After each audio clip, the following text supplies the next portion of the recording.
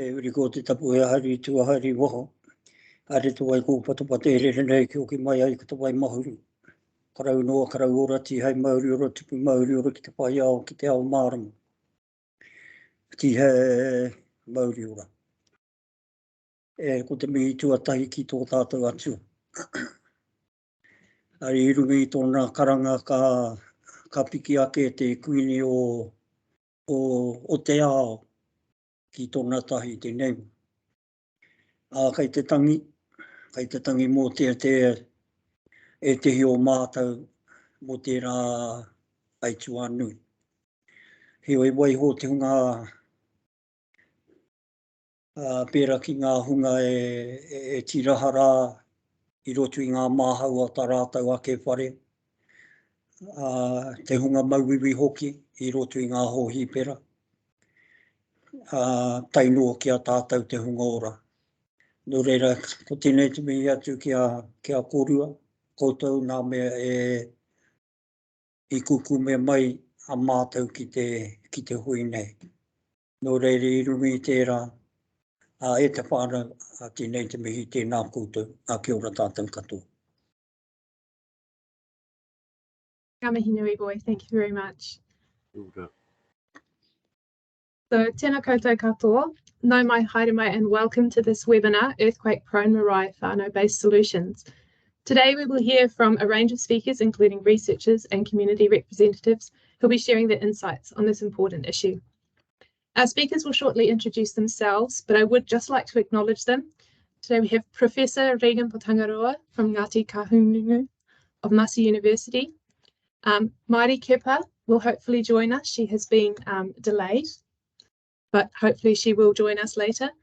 And from Te Ore Ore Marae Committee Chairman, Demetrius Potangaroa, and Chairman of Trustees of Te Kāinga Marae in Wellington, Boy Thompson.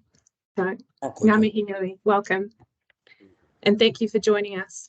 I want to thank you all, speakers and attendees, for your flexibility and understanding and being able to attend this rescheduled webinar. COVID restrictions have been lifted, but it continues to impact how and when we can do things sometimes. But we have proven resilient, so ngā mihi nui, thank you everyone. Finally, one last housekeeping matter for our attendees today. Please direct any questions you may have into the chat. We will be monitoring this, and then there will be time for questions at the end of all of our speakers' presentations today. So without further ado, I'll hand over to Regan to introduce himself and start the session. Kia ora, Regan. Kia ora, tēnā koutou katoa. Ko Regan taku inga, ko Ngāti Kahungunu ki Wairarapa, toko iwi. Ko Te Ori toko Marae, ko School of Built Environment at Massey University, toko kura. So nō reira, tēnā koutou katoa, tēnā koutou katoa, tēnā koutou katoa. Well, thanks for joining us. We've got a very interesting presentation for you today. We're going to be looking at earthquake-prone marae. It's kind of a hidden sort of issue that really hasn't risen above the parapet, so to speak, and that's why we wanted to raise it today. So I'm just going to start sharing. I just want to do my presentation. Let me share it with you and take you through a background. So here we are.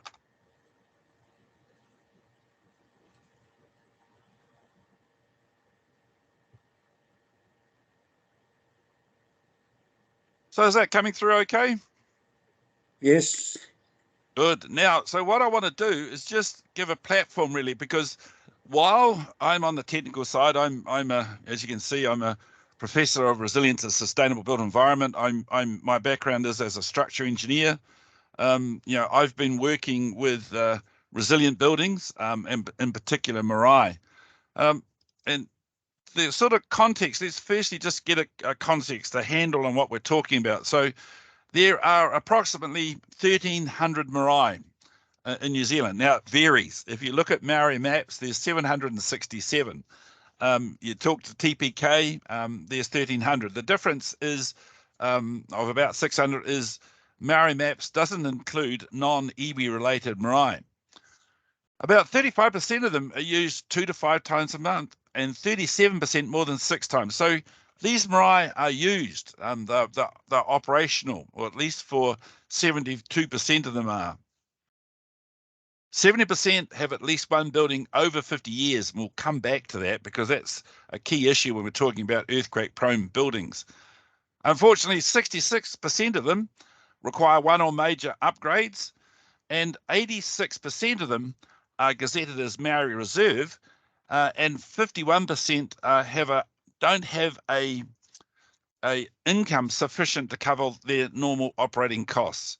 So that's the sort of context when we look at earthquake, when we look at marae generally, and then when we start looking at earthquakes, it gets a little bit more interesting. Now, back in 2017, the government passed the 2017 Earthquake-Prone Building Act, and it was due to a lot of the territorial authorities not really surveying their buildings and marking which ones needed to be seismically strengthened, and particularly the Auckland area was one of the big gaps that was noticed after the Christchurch earthquake in particular. So while the 2011 earthquake was serious in Christchurch, if that same sort of earthquake event of a similar scale had happened in Auckland, it would have been traumatic, for the country, because, where would all the Auckland folk go to for a start off, and our economy would really hit bottom. So the government, really had no option but to enforce territorial authorities to look at their buildings. And they chose these guidelines of 67% being an earthquake risk building, but those below 34% were what they were called earthquake prone buildings. Now, these buildings were the ones that needed to be seismically strengthened, and there was quite a strict timeline. In a low seismic area, I think it was 15 years. In a medium seismic area, it was 10. And in a high seismic area like Wellington, it was 5 years. So they're very tight schedules.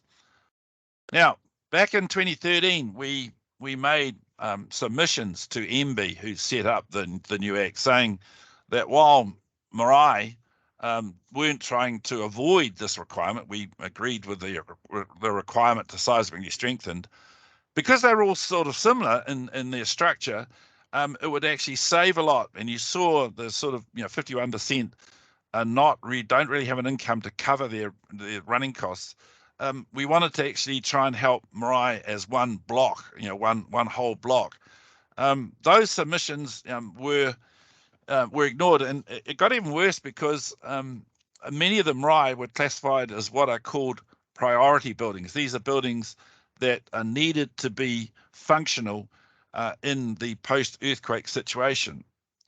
So, recognising those sorts of problems, the Resilience to Nature's Challenge 2 set up a earthquake-prone marae research project, and part of that, or what came out of that, what's coming out of that, is a Maori way, what I call whānauisation, where we use own resources to actually address some of the seismic issues and thereby address the costs which is such a problem for Marae and Whanui.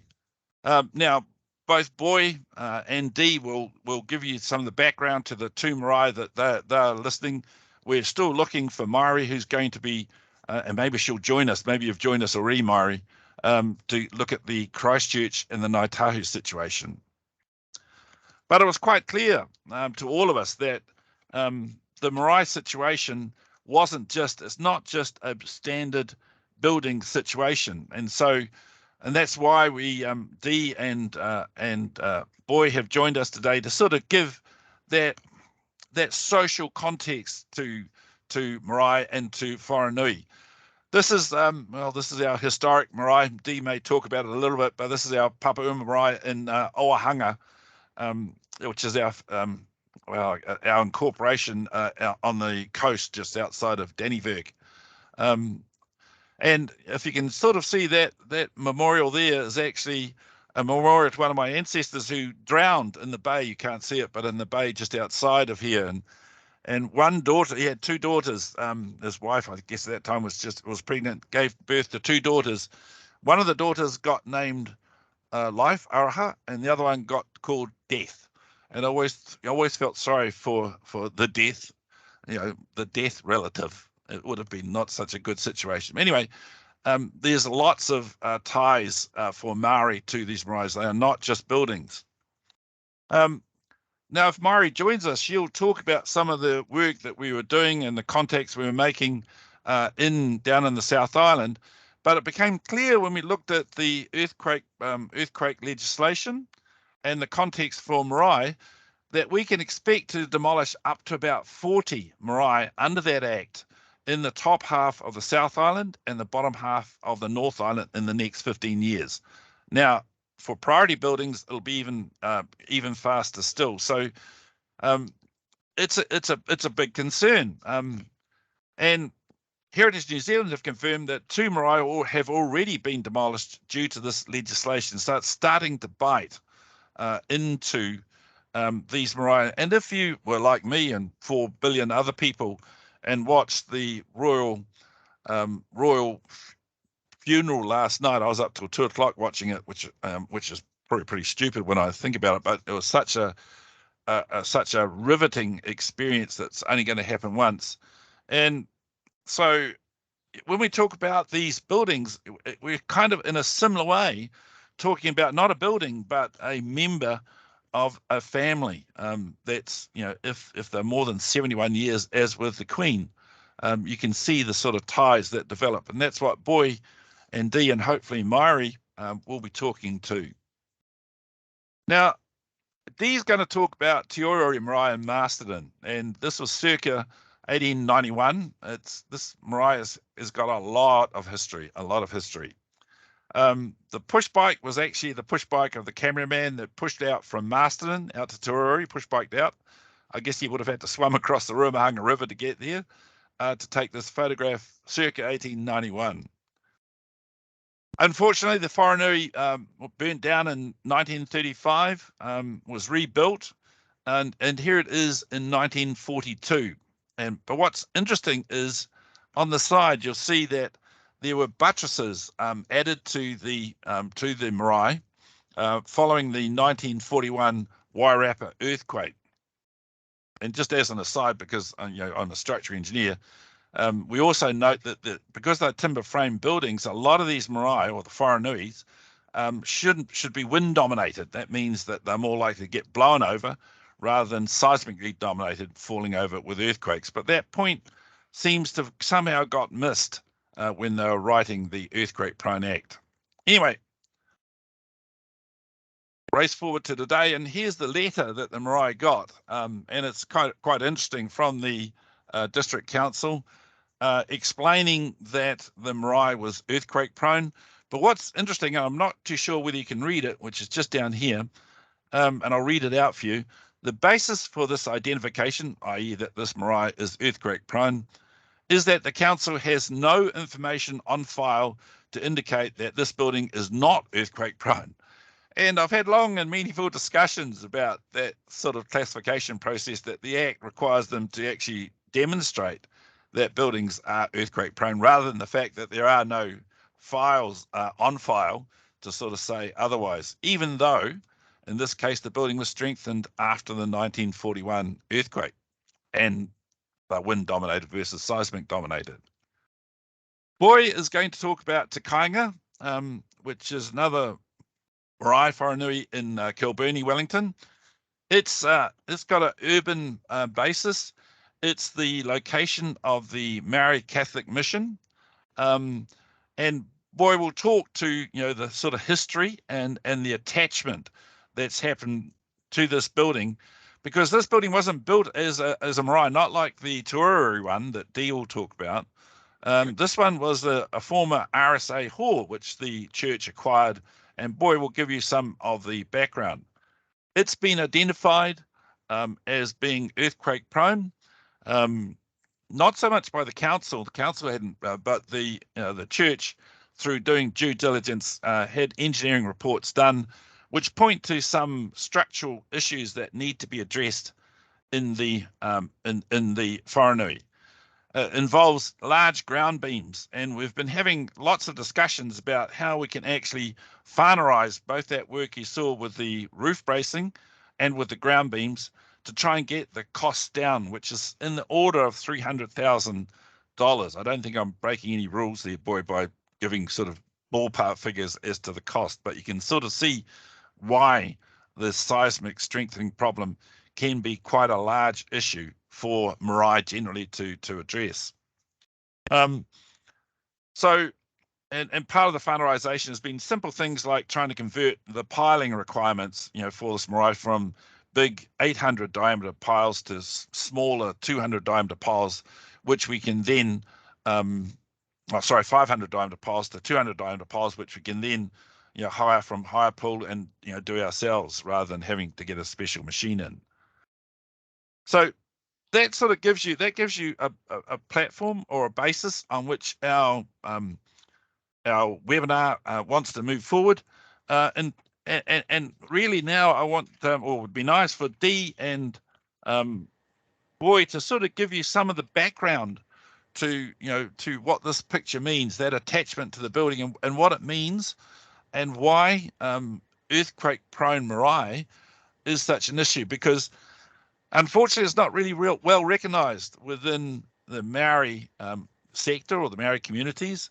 And then when you do get that letter from the council, like Tuaruri did, I suspect for a lot of Marae, they won't know what to do. There's an information divide or information gap at that point. And that's what we at the Resilience to Nature's Challenge 2 would like to address, and hence, partly hence the reason for this this webinar. So I'll leave it there, and if I can find the stop sharing button, I'll be even better still. And then hand over to, I think Dee was going to be next. Is that right?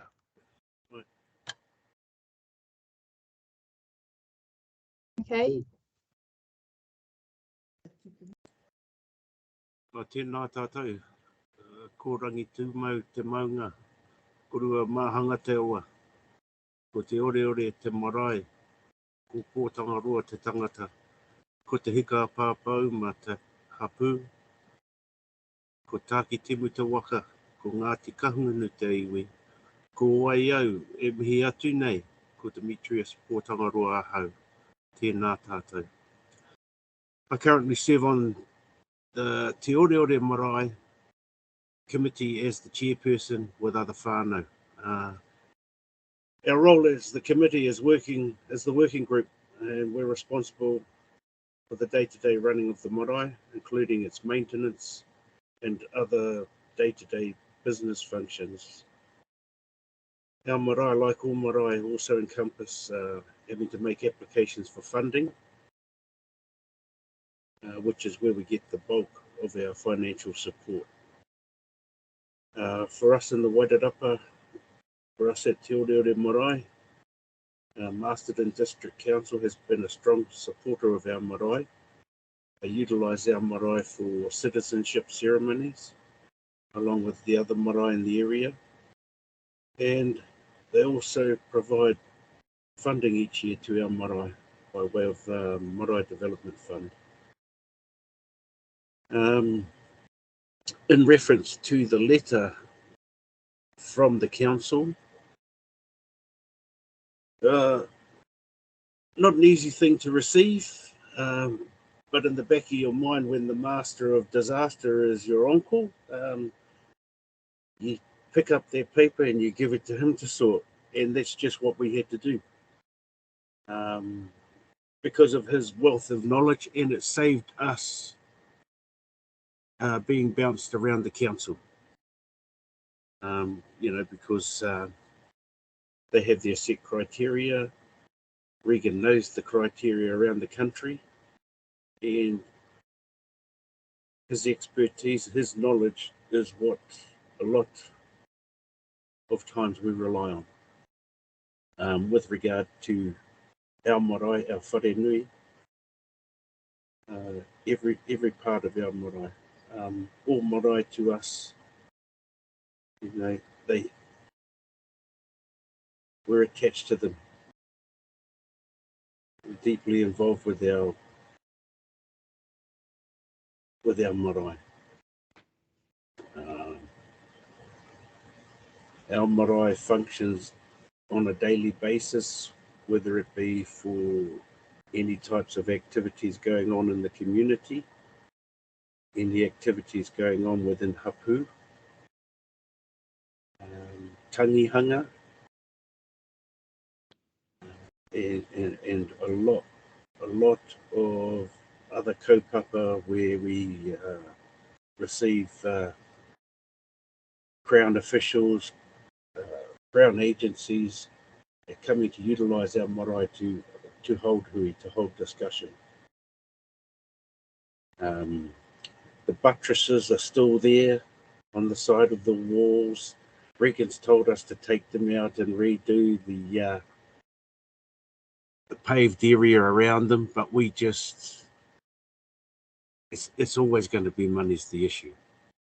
We've not recently finished having the roof redone on our whare nui and on our whare kai all the way through. And you just fail to see how we end up with our marae being categorised without a conversation. And those types of conversations, you know, all our people are interested in hearing about. We also are a backup for civil defence emergency because we're on the other side of the river. And if the river was, you know, if the bridge was blocked for any reason from the township, at least council would be able to direct people to our marae where we could accommodate for however long the emergency was in place. So, you know, it's a bit like on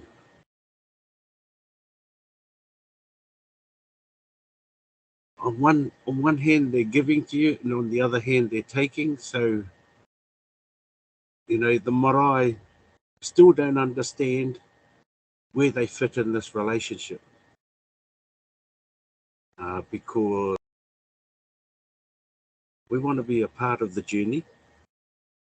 And as far as we're concerned, you need the input of marae to help you get to where you have all these standards in place. Don't get me wrong, I'm not saying marae is in perfect condition. There's always a need for something on a marae. But, you know, for Māori, that marae is our life essence. We've grown up on that marae, and when we die, we return to that marae. That is the wish of the majority of our people, that they get to go back to their home marae. So we still have to follow the guidelines of tikanga, and that has been another challenge for Māori with their marae, with their speakers, with their pai, who's running the front, who's running the back. But all of these are just our life lessons. But nothing's more important than trying to sort out this earthquake-prone status for our people. And that's for all our marae. You know, we need to be a part of those discussions. Our community utilise our marae, and it's just a given. You know, the marae was established for all, and that's how we treat it, and that's how we open it up to people. But yeah, I must commend Marsden District Council for all their funding support they've given us. I've been on the committee since 2014. They've been there every year for us. So they see the value in the relationship that we have with them. And we always want to harness that relationship, nurture it. The Mayor especially has been an excellent advocate for us. Now, I'm not too sure if all other marae have those relationships, but those are what are important to us at Te Oreore. Regan also spoke a bit about hapū Marae. That's our ancestress. And that is another one of those marae for us where whānau will have a lot of input in helping to re-establish it. And that has been an ongoing thing for us for the past 20 odd years, as we all make our journeys back to our home kainga. Nō reira, I think I've taken up enough time for now. I'll just sit back. Yeah, but kei a koutou, ngā mihi atu ki a koutou katoa, ngā kai titiro. Kei a koe, te rangatira e piripi, me o aroha, me o awhi. Tēnā rā koe, me o tautoko ki tēnei kaupapa. Nō reira e mihi. Kei a koe Regan, tōku rangatira hoki. Ngā mihi nunui, ngā mihi mai oha. Kei a koe. O tēnei huarahi mō tātou, o mātou katoa. Nō reira, tēnā tātou katoa. Over to you. Ka pai. O tuatahi, he mihi atu ki a koe Jenny. Nikki, Maere, if she's joined us, as you say. Today, or the last 10 days, has certainly been about the big event in the British Isles.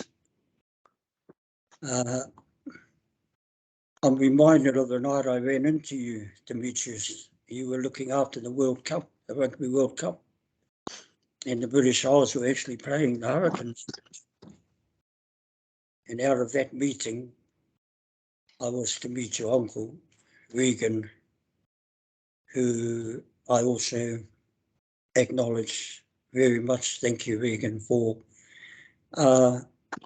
walking with the kainga and for inviting the kainga in front of this kōrero today. Little do you know it, you're already related to te kainga, and I'll touch on that shortly. This the tangihanga in England has chucked me off my train of thought, and I'm going to change my kōrero and talk about many of the things that were mentioned. I only watched an hour today, the last part of breakfast, the news, and when I as soon as I turned it on, one of the reporters spoke about when the Queen made that promise, the pledge, when she was 21, to carry on the work. And I'm reminded of a similar pledge. That kuia from Ngāti Apa, from the Marae, Parewanui, the prophetess Mererikiriki Ropiha. She turned to the two young men and asked them, "What can I do for you?" Tahu Pōtiki Wiramu Rātana replied, amongst other things, "I want the gift to heal." I'll put that kōrero to the side and leave it to the mōrehu to elaborate on it. The second koro was hori enoka, te Marae kura. A me ki ko rua pehu taku maunga, ko whanganui te awa tipua. Ko te maunga rongo, me rake te pauma ngā marae, ko Ngāti Rangi. Ngāti Rangi ki te Aotearoa Nui a Pāparangi, a te iu. Ko Aotearoa waka ko turi te tangata ki runga. Ui, ka huri te arero ki te tai rāwhiti to my dad's side and acknowledge mau maukai as my maunga standing tall and proud there. Witnessing the happenings, the flow of our river Ngā Nuhaka, as she gently makes her way out to te moana nui ākiwa. Passes our marae tāne nui ārangi, te kotahitanga, and indeed te pātaka kai of my hapū Arakai Pāka. Indeed, the top pocket of Ngāti Kahungunu e rongo mai wahine. Boy Thompson, tōku ingoa. Oro Marae kura answered the question to Mere Rikiriki, ko mai te pere. Give me the bell. At 7 o'clock morning and night, the bell will toll, calling my people to prayer. Those prayers will be offered up to promote and to strengthen the healing work of Tau Pōtiki Wiremu Rātana.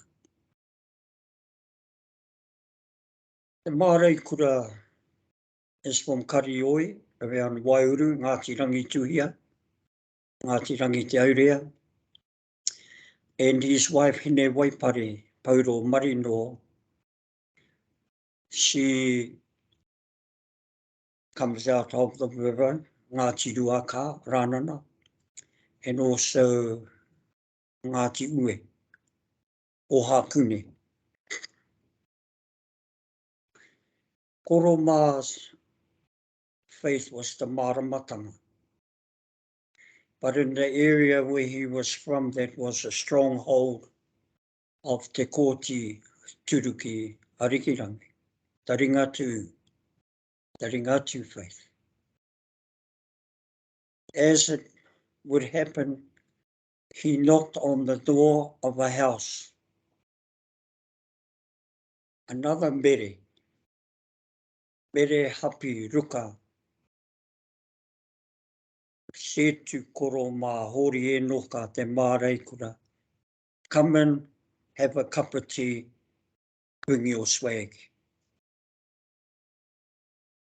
In that 10-worded sentence, his faith was to take a strong hold in the area of that kuia, mere hapi. The Marae kura set up on the marae o te Maungarongo at Ohakune, where even today the bell hangs, the bell rings, and his people, his children's children's children, his followers gather wherever they are to carry on the promise that when the bell rings at night and in the morning, his people will gather to pray. So Mum was brought up. Te Marae kura's eldest daughter, Anaira Marae kura married Mere Hapi Ruka's son, Pepene Ruka. My mum's name is Piki Te Ora, Elizabeth Bessie Ruka Thompson. I was swayed to change my kōrero today because Mum was born 1926 in April, named Elizabeth later on in life. And I could hear a lot of this kōrero coming from this breakfast show this morning that made me want to change my kōrero and fit it in line with where Te Kāinga started from. So Mum, at Raka Te Pau, my mum was raised to the sound of the bell. And to the point that a church was built at the Marae, Hatoruka. So all of her siblings and her cousins and her uncles and aunties were also meeting at their various homes, their homes, their marae, their workplaces. At 7 a.m. in the morning, tools were lowered. The breakfast was set aside and the time was given up to pray, to fulfill that pledge. Give me the bell. So Mum was brought up with them. That time, the marae, the church services there were being visited by Father Fui, Father Daniel Fui, later on in life, spent many a time at Parorangi, Hatopaura. Father James Durning, who also spoke and acknowledged Nireaha at the opening ara, where another karaua crossed over there, Tekere, as we know, ngā tau e waru, tēnei te mihi. And Pa Eastwick, these are the Society of Mary, the Marist priests, the Catholic Māori mission, who set up stronghold headquarters, Puke Karaka in Otaki. So Mum's family were being acknowledged by the Catholic Church as being strong supporters of the faith. So wherever they moved, Mum married, they went to Gisborne, the 7 in the morning, 7 at night continued. And then the Sundays, she would ask the priest to come around home and have the rosary, which is a series of prayers. The rosary is knots or beads, and they are used to keep count when these special prayers go out, acknowledging those events of Christ and his mother, again, Mary, the events that they done. So Mum started the rosary at home. She took that up to her when she moved up North Auckland and down when they moved into Wellington. It's in Wellington in 67 where Dad been on the railways. The karakia was going on, the Sunday, the rosary, the miha Māori was starting to operate. The neighbours were hearing that there's this family down the road that gathers in prayer. So we were getting more and more people around home. Then the priests started to come. Father Peter Conahan, Pa Bobby Harwood, or Hemi Hekiera, Pa Glithill, Pa Cleary, Pa Gresham, or again, a Society of Mary priests. For whatever reason, they mentioned to Mum and Dad, look, come and use a room in Hill Street at St. Francis of Assisi Hall in Hill Street. So mum and them, they went there, and after they had gone to their church services, they went there again for the friendship. Because the people, the Māori, were still moving and migrating into the city for work, for their reasons. And that was getting too big there. So the priests said to the people, approach the Archbishop for a building. The Archbishop at the time was Peter Cardinal McKeefe.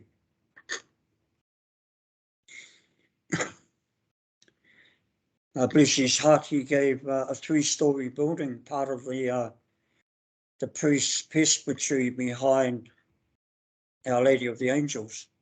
Stood at the top of Bolcolt Street, a 3-story building. It's that building where Mum gave the name Te Kāinga, where the name Te Kāinga emerged. Dad would go there Tuesdays. He would be joined by Sister Wahlberger. With Mum having ties into the Whanganui River, Ranana only a few miles from Jerusalem. The Compassionate Sisters were set up there. So Dad would go in there Tuesdays, cook this kai of Māori aromas, open the windows, the smell would drift down into Bolcolt Street, and then people would make their way up. Dad would leave the kai there. He'd leave a kornai, a little basket. No questions asked. Helped themselves, came to a point when they realised the house was theirs, so they kept the house tidy. I need to just go back to when the Cardinal offered the house. He said no strings attached.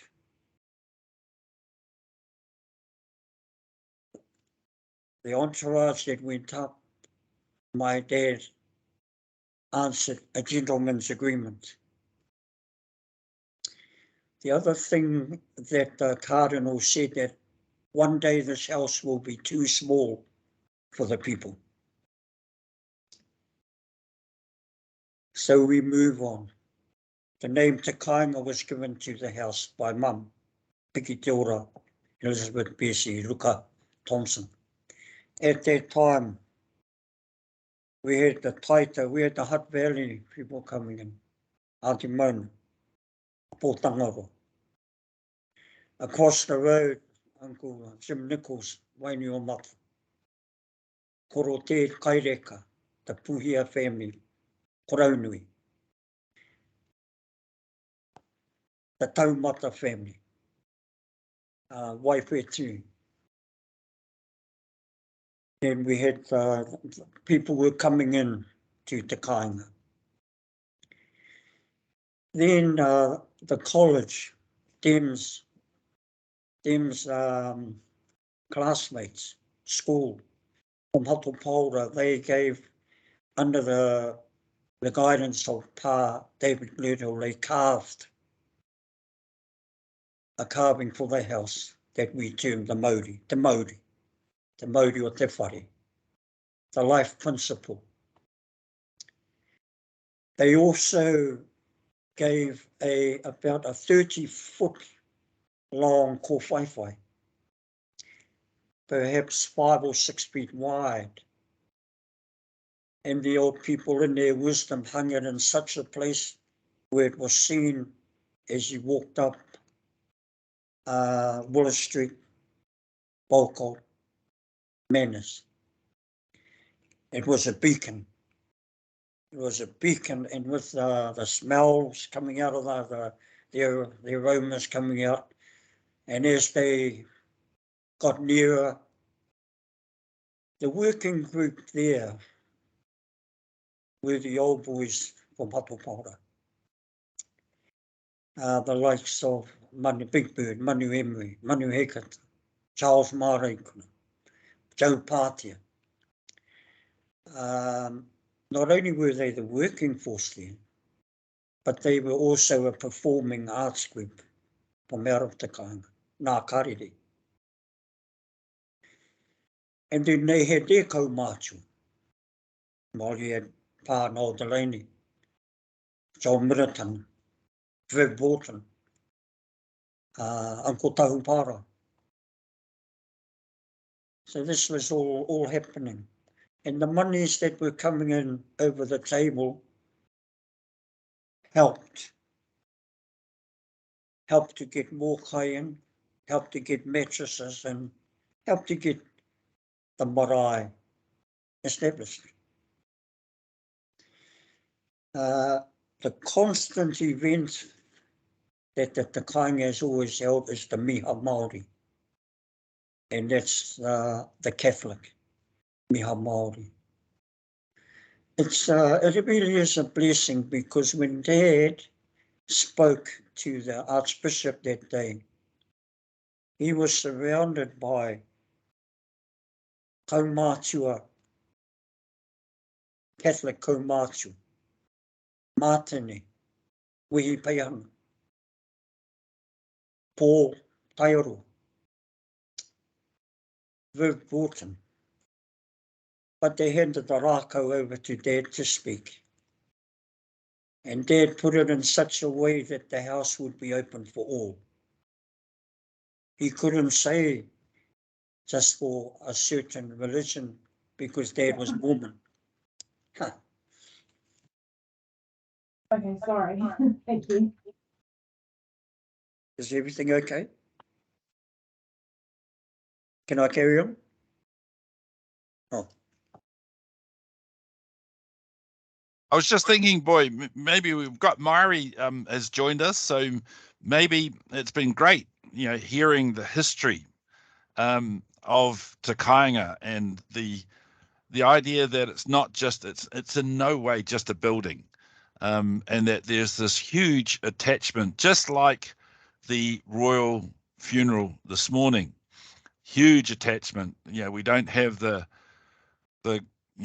Order of the Victoria George Cross coming through. We don't have, but nonetheless, there has the thing, the key thing that we're trying to get across is the attachment and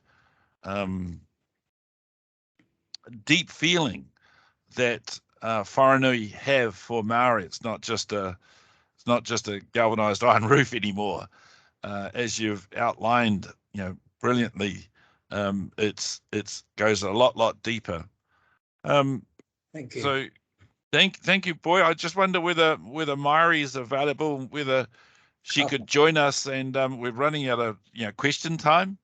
But I think the experience that folk that are here is, for many, if not everybody, is an experience that you don't get very often. Very much like seeing, like 4 million of us were witnessing in London and the UK. Now, thank you. So thank you very much, boy. And thank you for joining us, Marae. Sorry for dragging you away. I know you were tied up with another situation that you're dealing to. And thank you for all the participants for hanging in with us, because, as I say, these are deep, dare I use the word, spiritual things that are being talked across in kind of informal terms, which for many of us find it difficult to actually make that transition. Marae has been working a lot, and I'll let you introduce yourself, Marae, and take it away. There was one picture that I've got there of some of the marae work that we were doing in the South Island post Kaikoura, but so I'll let you take it away, Marae, about the Marae, earthquake pro-Marae, and the post Christchurch earthquake situation in 2011, and the post Kaikoura situation in 2016. So, Marae. Kia ora, tēnā koe, Regan, Neo koutou, kaimahi, rangahau, tēnā koe boy, tino whaito kōrero, me Demetrius Hopi, kia ora kōrua. Look, I won't keep too much time, but kia ora everyone. I just want to add to the kōrero about the significance of obviously marae resilience and why our people, I feel, from experiences in Ōtautahi earthquakes and Kaikoura, hold fast and strong to the tikanga of, yes, the Māori is impacted of our whenua, of our wai, our awa, our puna, our whānau, and all of these things are important to bring up now when we're trying to plan forward or think forward. And so just in listening to your boy talk about your mother, what really helped me to kind of grasp what is the mātauranga that we're looking for in terms of the whare and place, the whenua, our tūranga waiwai, how important these values are and why we can push through the shocks and effects of something like an earthquake, whether it's on our whenua or our whānau or our awa. So when the Māori departs, as what we see happens, there's a shock to the whenua. This damages the waterways. We get the liquefaction. We got in Kaikoura huge impacts along the coastline, which affected our mahinga kai. Of course, we go to our whare tupuna for healing, for restoration. And that's what I'm interested in. The stories of our whānau, stories, our pūrākau of the past, similar, different times when whānau have been affected, and we know the whakapapa and pūrākau, but also that these stories that are happening right now, the resilience of whānau, the resilience of how do we look to strengthen, in this case, the whare, our whare. We're really, my part in the research is to go back to Kaikoura and Ōtautahi, talk to whānau 10 years down the track and see what pūrākau and what things really resonate for us to keep us strong. Because when the Māori departs, how do we come back from that? And it was simply put this way by my mother. I asked her, well, okay, the Māori's departed.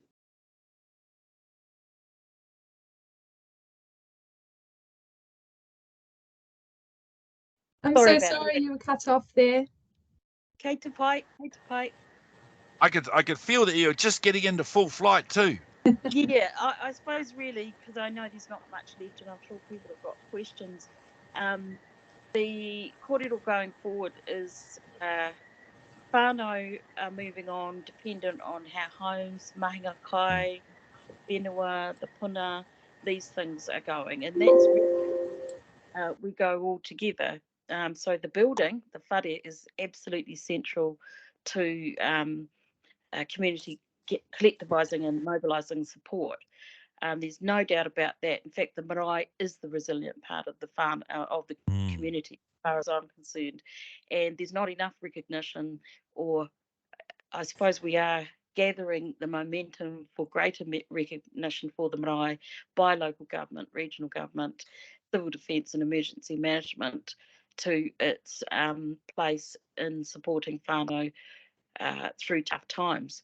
The marae is not really the problem, I feel. I feel it's other resources that we must not lose access to, either as whānau or to mahinga kai, to our water supplies. These are the things where the problems come over, who has authority over and right to make decisions about how to access support in times of very challenging. So that's all I sort of want to say, Regan. really, and I'm interested in hearing, happy to answer questions, as I'm sure you all are, the other speakers, but to me, the Marae is the resilient place, but is it recognised as such? Here we see Regan doing the earthquake building codes.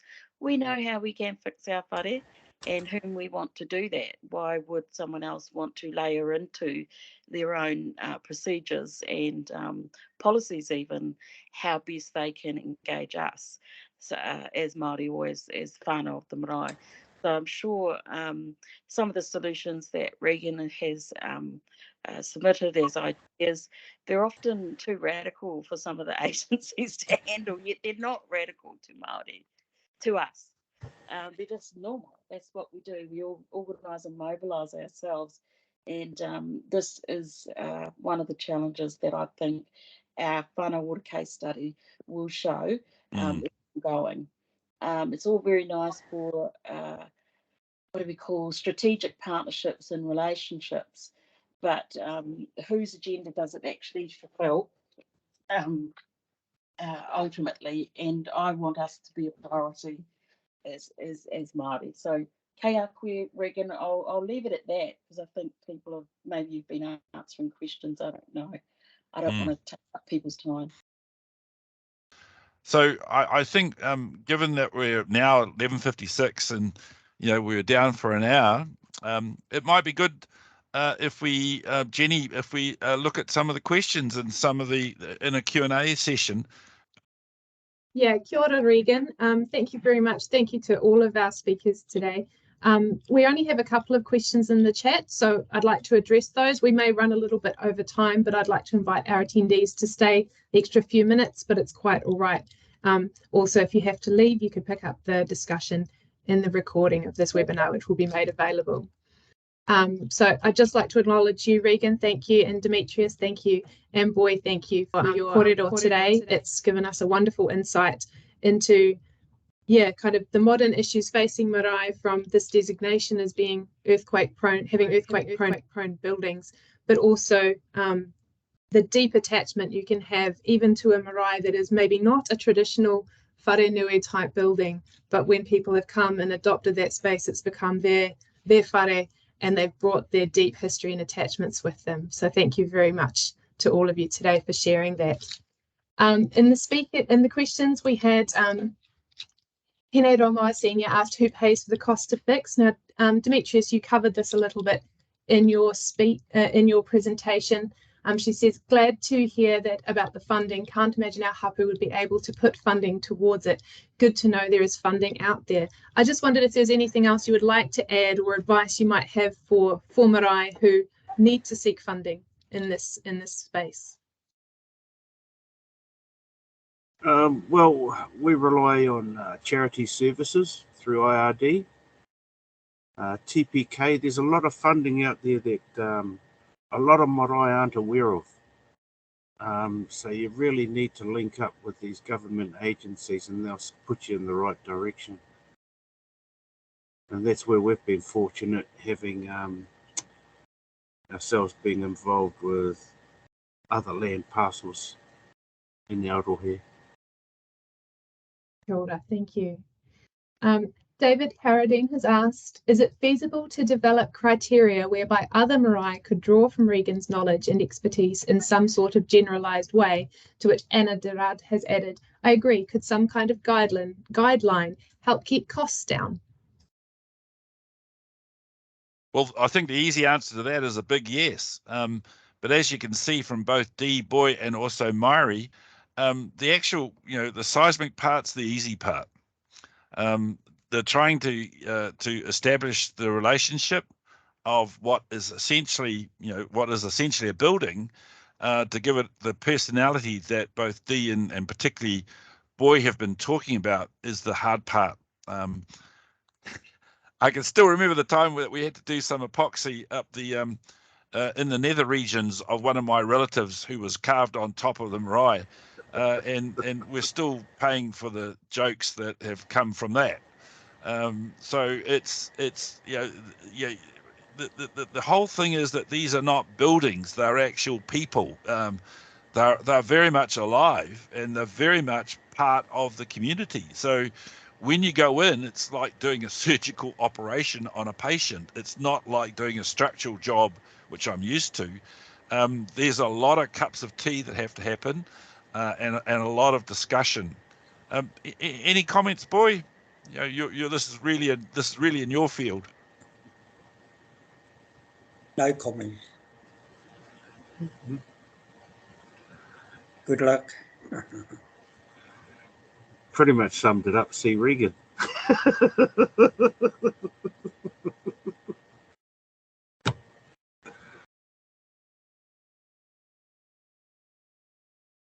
So if they were the only two questions, Jenny, I think the panel is quite happy. Hopefully Marae may be still back, may have been able to sort of reconnect up from her remote location.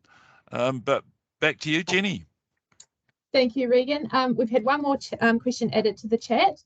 Who does this affect? Is it all marae? Do all marae need to have a seismic assessment? Yes, all marae, and it depends. What we're finding is that it depends on the territorial authority. Some are taking a position that they are wind dominated rather than seismically dominated. Others are not taking that line, and it can get quite confusing as to how the Act has been interpreted for Marae. So, and that's why MB really need to see it as a different class of building. Not that Marae need to or trying to step outside the seismic requirements. They should certainly stay inside of them, but having to sort of pay for those sorts of assessments across 767 or 1300 Marae, depending on which list you use, is the real issue. There should be some more government. There should be a better government interface between the Act and the requirements to seismically strengthen, and the social connection, which is which you've just seen in just oodles, this morning. So that would be the comment that I have. Any further comments from Boy or Dee or Marae if she's back online? No, I don't. I just want to say that Te Kāinga is owned by the church, by the Catholic Church, the property and the house. The kaitiaki have the responsibility of maintaining the buildings. So that's important to let the listeners know.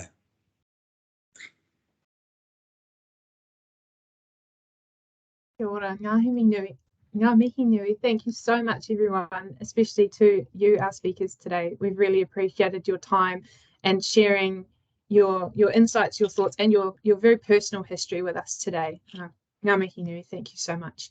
If you'd like to stay online, speakers, there are a number of thank yous and acknowledgements in the chat that I would like to share with you. But I will say thank you very much to our attendees today. The recording of the session will be made available to you at a later date. But for now, I'd like to call an end there and wrap it up. I invite Boy, could you please give us our closing karakia? Kia tau I ho ngā manaakitanga te mea ngaro ki rungi tēnā ki tēnā tātou. Kia mahea tua māki kia toi te kupu, toi te mana, toi te aroha. Toi te reo Māori. Toi ki ngā tikangi waihotia pēnei e koutou te hunga kei tū o te ārai. Turu ōpiti, whakamaua kia tīna. Tīna. Aumi e hui e... Taiki. Kia ora tātou. Kia ora. Kia ora, thank you very much. And thank you very much, everyone, for attending today.